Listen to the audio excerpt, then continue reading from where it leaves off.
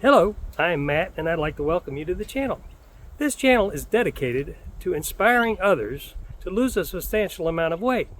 I've lost 70 pounds without working out and while still eating the foods that I love, and I wrote about this in a book that I called Deciding for Life: How I Lost 70 Pounds Without Working Out and While Still Eating Foods That I Love. And today's video is going to be over chapter 11 in my book called Maintenance: Leveling Off My Weight. And it really isn't a very long chapter, but I have learned a bit in the last 11 months since I reached my goal. But before we get started, I'm going to go throw this backpack on that has 70 pounds of lead in it and take you for a 1-mile stroll through our woods here at our property and discuss how I leveled off my weight and what I've learned in the last 11 months. So let me go throw this backpack on and we'll get going. Okay. Here we go. But before I get started, I have to give a quick disclaimer. I am not a medical professional, and I give no medical advice.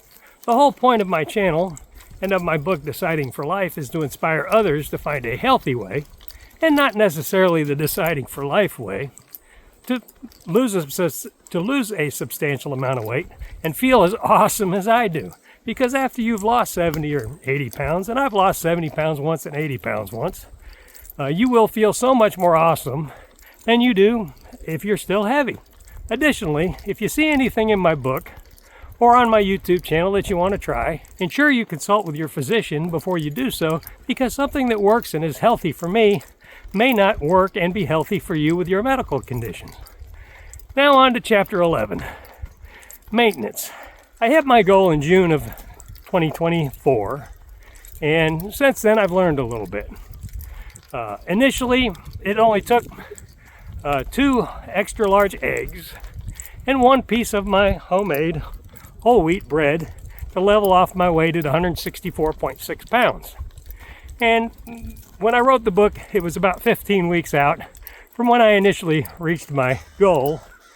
And it was really interesting to me that it really didn't take much to get my weight to level off and stay pretty close to there. And when you think about it, 2 extra large eggs is about 160 calories. My bread is a little bit more interesting to sort out because, it's a homemade bread, so you can't look at the label and figure it out. But to the best of my ability, 1 slice of my bread is probably about 146 calories. This is all it took to level off my weight. And then I started working out a little bit again, focusing on cardio and core. It was really interesting because as soon as I started working out again, I started getting really hungry. When I was losing the weight and I wasn't working out, I really didn't notice that I'd get really that hungry. I'd get hungry, sometimes it'd be annoying, but as soon as I started working out, and it may have just been something in my head, but once I started working out, I really started getting really hungry, and it made it a lot more difficult to maintain my weight. In fact, my weight came up a little bit. Now, granted, some of it, you could attribute to adding a little bit of muscle. I wasn't really focused on building big muscles because that's really not my goal. My goal is to be at a healthy weight that allows my heart and lungs to work as efficiently as possible without having to supply blood and oxygen to extra body mass that I really don't need. And that's really my idea of an ideal for my weight, is hitting that balance where I can be at a weight that I can do the things that I want to do, have the strength that I need to do the things that I want to do, but not have that extra, fat or even muscle laying around that, my heart has to supply blood for and my lungs have to supply oxygen for. And then it didn't take long before I had to back off because I guess my metabolism must have slowed down as well. Now, granted, like I said, I would have been adding some muscle, from working out, but it really kind of surprised me. In order to get my weight really where I wanted it again, I had to back off on what I was eating, which really indicates how important it is to, focus on and be very intentional about what you eat. When you look at this walk, the last time I did it and clocked it with my Garmin app, it was about 236 calories to walk 1 mile with 70 pounds of lead in a backpack with my body. Or at least that's what it calculates. Like if I sit at the computer all day, I'm going to burn about 1,900 calories. Whereas, a day like this that I go for a walk, I might, before I was hitting like 2,200 calories when I do this walk, but lately I've only been hitting about 2,100. But when you really sit down and think about that, it's really kind of interesting because, the 236 calories really isn't anything. I mean, that's basically 2 tablespoons of peanut butter. But when you sit down and think about it, it really doesn't take much calories to stop my weight loss. And it really wouldn't take very much calories to start gaining weight again when you think of it from that perspective. And then when you look at how much you have to actually work out just to burn that off, when you lose weight, you lose it so slowly, it's really hard to appreciate it. But when you set that 70-pound weight down, it really, really reminds you of how different you feel when you're not toting that extra 70 pounds around. But a few things that I did learn over the last year is, I worked out, I think it was about 15 weeks pretty much straight. I don't think I had hardly a missed day in 15 weeks.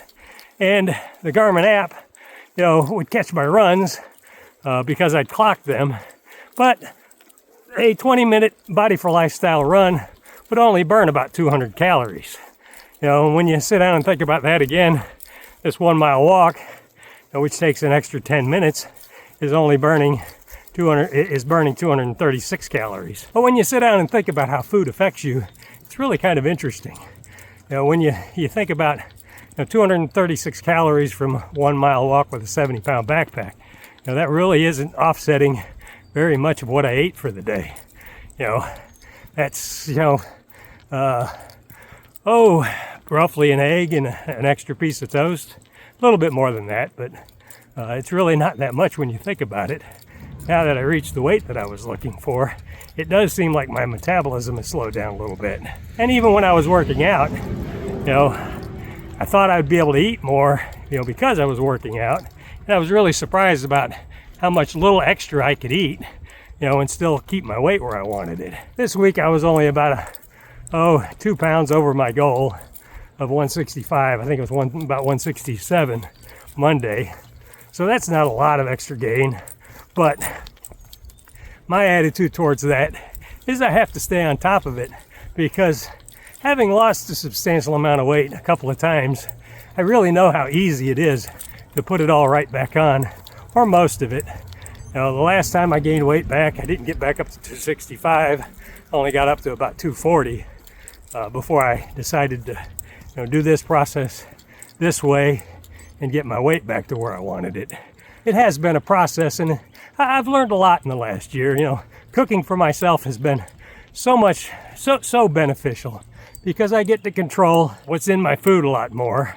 I get to experiment, and it makes making foods that I probably wouldn't have normally ate before a lot more interesting. Before I started this process, you wouldn't have seen me putting baby spinach or peppers and onions in an omelet and having that in the morning.